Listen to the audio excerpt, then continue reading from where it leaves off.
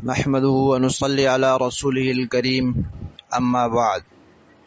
3 روزہ سفر المظفر کورس کا دوسرا عنوان ہے سفر المظفر کا معنی۔ سفر اسلامی تقویم یعنی قمری سال جو چاند کے حساب سے چلتا ہے اس کا دوسرا مہینہ ہے۔ پہلا مہینہ ہے محرم۔ سفر مشترک لفظ ہے، یعنی اس کے بہت سے معنی آتے ہیں لغت میں۔ ایک معنی ہے خالی ہونا، اسی طرح اسی کے ساتھ ملا ہوا معنی ہے غریب ہونا، کیونکہ غریب کی جیب خالی ہوتی ہے۔ بھوکا ہونا، بھوکے کا پیٹ خالی ہوتا ہے۔ سیٹی بجانا، سیٹی اندر سے خالی ہوتی ہے۔ اور ایک اس کا معنی ہے زرد ہونا، پیلا پڑنا۔ تو یرقان بھی اس کا معنی کیا جاتا ہے کیونکہ یرقان والا پیلا پڑ جاتا ہے۔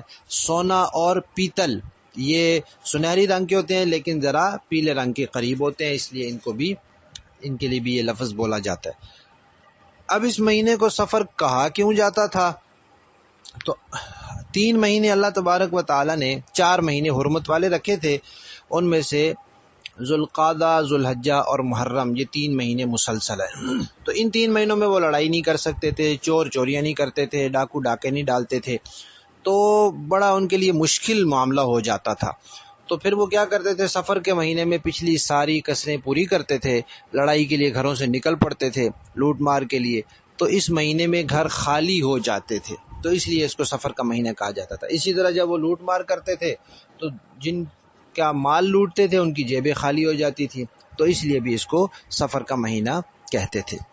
اس کے ساتھ ایک لفظ جوڑا گیا ہے المظفر۔ اب ہم کہتے ہیں سفر المظفر یا ہم کہتے ہیں سفر الخیر۔ تو مظفر کا معنی ہے کامیابی اور خیر کا معنی ہے نیکی اور بھلائی۔ یعنی اس مہینے کے حوالے سے جو نحوست کا تصور ہمارے ہاں پایا جاتا ہے وہ غلط ہے۔ جیسے باقی مہینے ہیں اسی طرح یہ بھی ایک مہینہ ہے۔ نحوست اور ناکامی والے مہینے کے تصور کو ختم کرنے کے لیے اس کے ساتھ مظفر اور خیر کا لفظ جوڑا گیا ہے۔